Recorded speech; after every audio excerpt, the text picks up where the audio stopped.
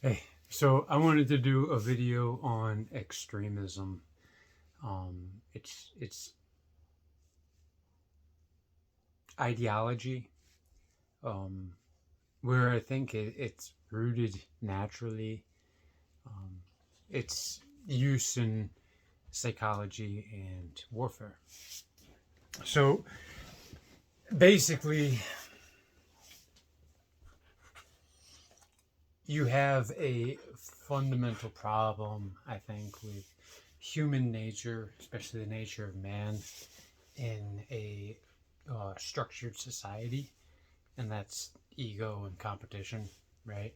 So within a structured society, you have some degree of authoritarianism, whether that's based on age, um, genetics, uh, brute force, uh, or democracy in a true sense.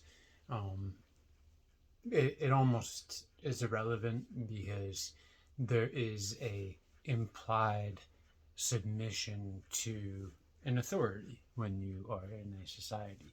You don't drive 90 miles an hour when you want to drive 90 miles an hour because the sign says you can't, you know. And it doesn't matter at some point, no matter what your position, whether that's a federal judge or a homeless person, there are simply things you can and cannot do while living in a structured society. Um, so I think that a lot of extremism is rooted in that a parent-child dynamic, a relationship rooted in domination and submission, right? So in that sort of relationship paradigm, you are the child because you are submitting to a society. And, as a man, that sucks. On an individual basis, I don't know of too many people that participate in that for good reason. Um, when we submit one on one, or at least when I submit to somebody, that's somebody that I love, that I wanted to be with, that's not somebody I'm afraid of, or somebody that's trying to, you know, intimidate me.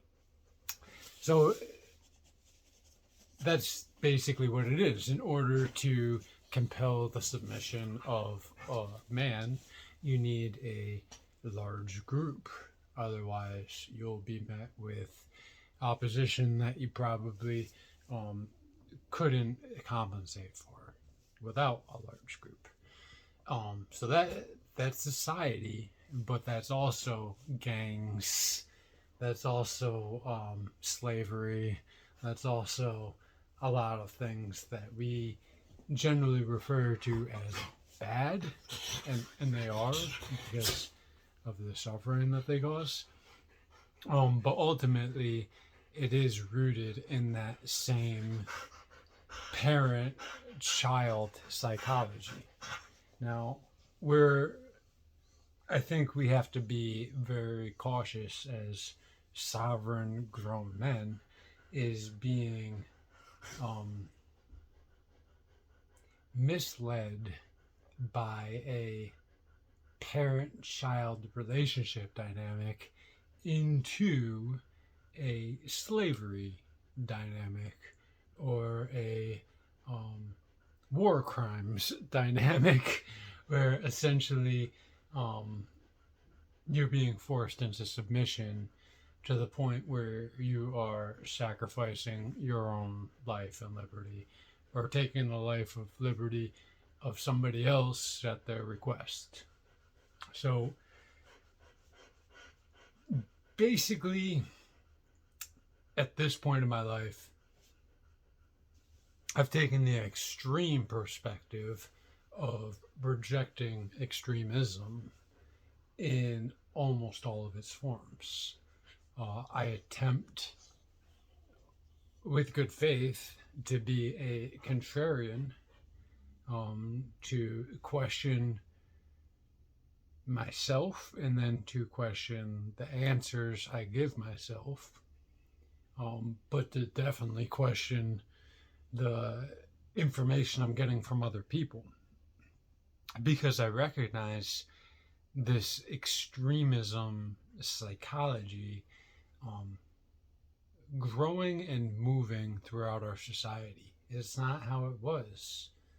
I hate to say it, when I was a kid. When I was a kid, I probably had more respect as a sovereign human being in America than I do as an adult. And that's not for lack of maturing. I've matured quite a bit since I was a child.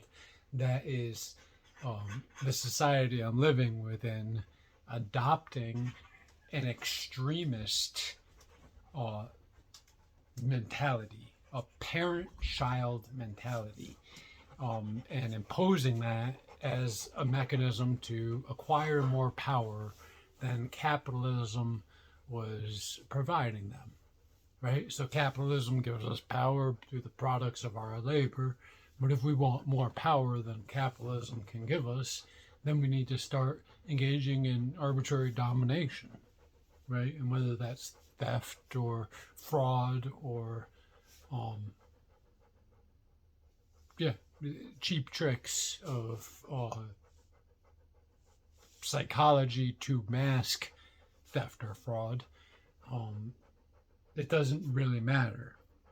It's the acquisition of power through domination. And it only becomes an ethical gray area where they're like, oh, well, that's not slavery, or oh, that's not tyranny, if you submit to it, right? So if you choose to be a child in the relationship you have with the government, that's your choice. If you choose to be a child in the face of a religion, a God, then that's your choice. And if you choose to be a child in the eyes of a criminal gang, that's your choice. You're choosing to submit for somebody else's power. But if you're doing it for fear, it's really difficult for me to respect you. You know, I just don't think that's manly. If you are, and this might be kind of opposite, but if you are like trying to get a girl and you're like, oh, I'll do anything you say, I get that, you know, that's a submission for love. And if somebody comes around and they're like, oh, if I hear you say that shit again, I'm gonna beat your ass, and then you just never say that shit again, and you're like, oh, then that's not a submission for love. You know what I mean? That's the loss of your manhood. So, you know, I know we live in a society that they like to call a trap society or a trap culture and this and that. But honestly, most of these people, they can't support themselves. They can't support the people around them. And they submit to other men out of fear. How can you respect that? You know, it's just impossible.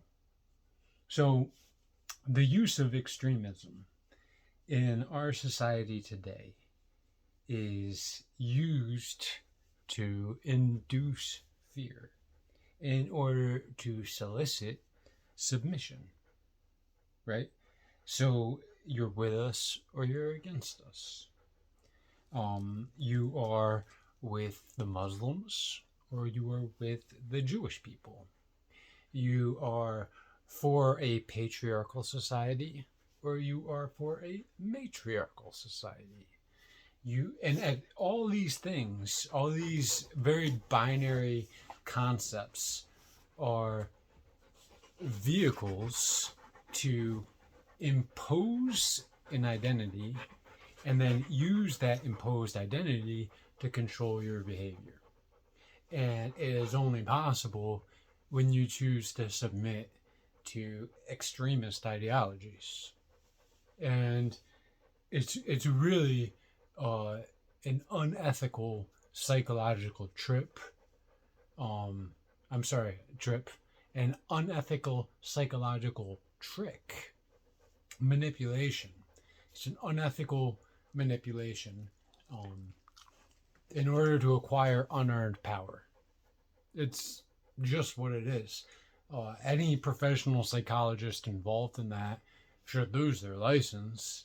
And the only reason that they don't is because they work for the military, or they work for the government, or they work for some corrupting external force that is bribing our political leadership.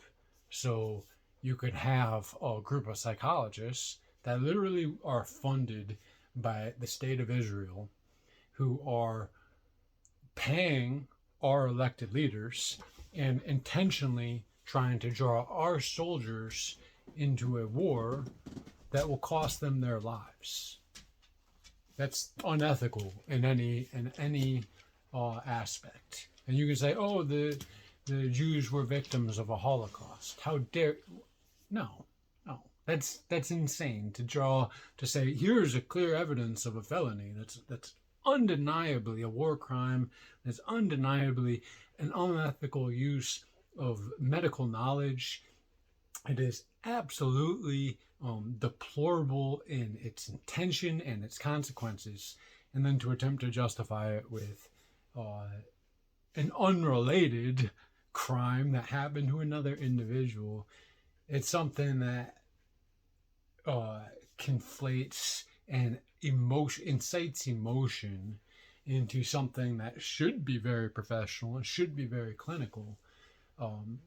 And you can see the professional manipulation, but quite frankly, there's limited avenues to fight extremism. How do you fight binary control systems?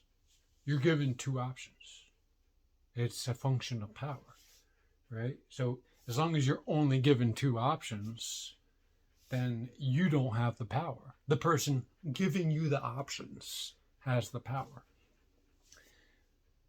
So by choosing any of the extreme options, you are their puppet by very definition. So how do you take the power back in that situation? How do you become the parent without becoming the dominator? Well, you try to find a middle path. You try to find compromise. So that's how you fight extremism, is refusing to accept the binary paradigm by articulating a middle path, and then by demonstrating the consequences of not following the middle path. By demonstrating, okay, when you veer off the middle path, you die. Over here, too far from the middle, you're dead.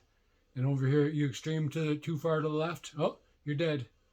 Oh, you extreme too far to the right, you're dead again. So that's the only way you can fight extremism, is, oh, you went too extreme. Oh, you went too extreme. And that's how you stay on the straight and narrow. And unfortunately, it's almost universal. There's no central voice out there that is holding these extreme activities together in any unified direction. And that's really the threat of extremism, is the threat to life itself.